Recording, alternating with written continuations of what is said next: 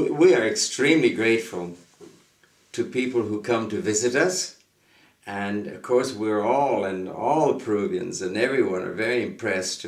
You see, the concept in Peru of a gringo, which is a foreigner, a white person, someone from North America, from Europe, from Britain, that they're very educated, that they're very smart, that they're very wealthy, that they have everything put together. They're the better people, and we are the lesser people. Peruvians will see themselves as children of a lesser god. And so we'd be accustomed to seeing a tour bus coming through with wealthy North Americans, Europeans, British people with their cameras and all their gear and all their things. They come off an airplane, they stay in a nice big hotel, and Peruvians will sit back and watch all of this and say, wow, this is part of a better world that is coming to visit us and look at us and whatnot.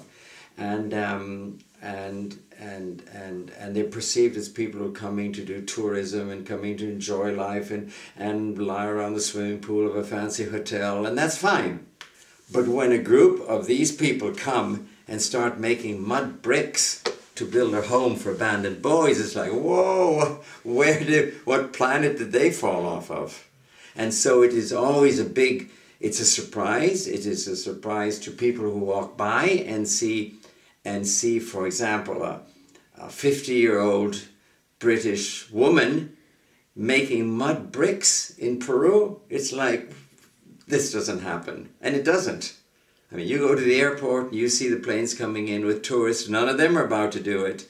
So it's something very, very unique. It's something very special. And it's, other than getting the mud bricks made and a home being built for the boys, which is work teams come to do, not all making mud bricks. They may be carrying wooden beams or whatever. They're shifting rocks around or building a wall, whatever.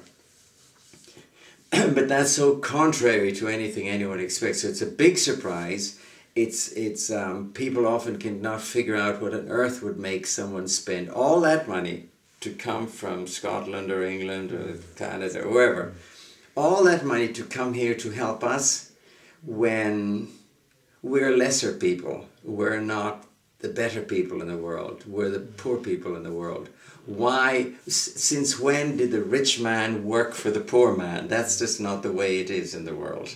And so they're to start with, when they see people coming from your country to visit us, it's all a big surprise. It's always, what on earth is, why would they do it? Why aren't they helping themselves? Why are they helping us?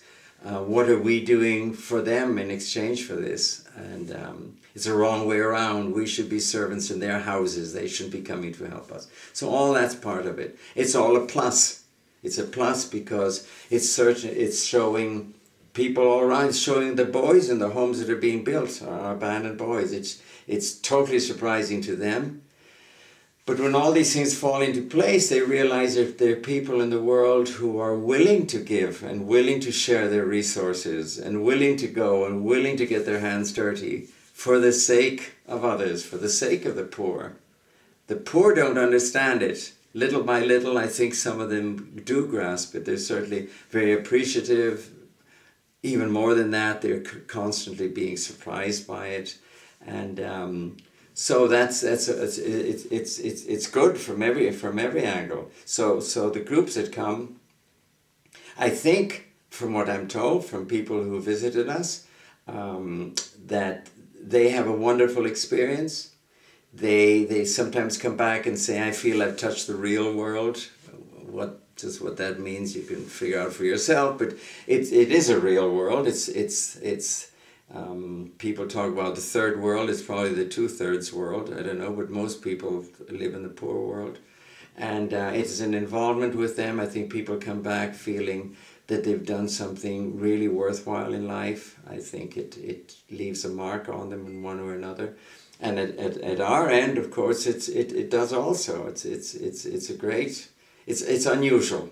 It's something very different, but it's very wonderful, I think, from every angle. And of course, homes are being built for the boys. People become interested, and support comes from one side or another. And the homes are, each home has 40 boys, and it's not just 40 boys. It's one boy 40 times over. Each one is a human being as valuable as I am. That's what we all have to get into our heads, you know. This kid is not just a street boy, one out of thousands. He is a complete human being as much as I am.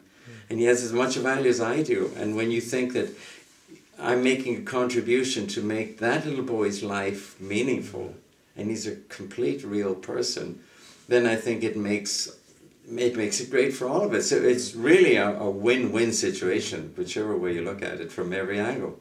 Yeah.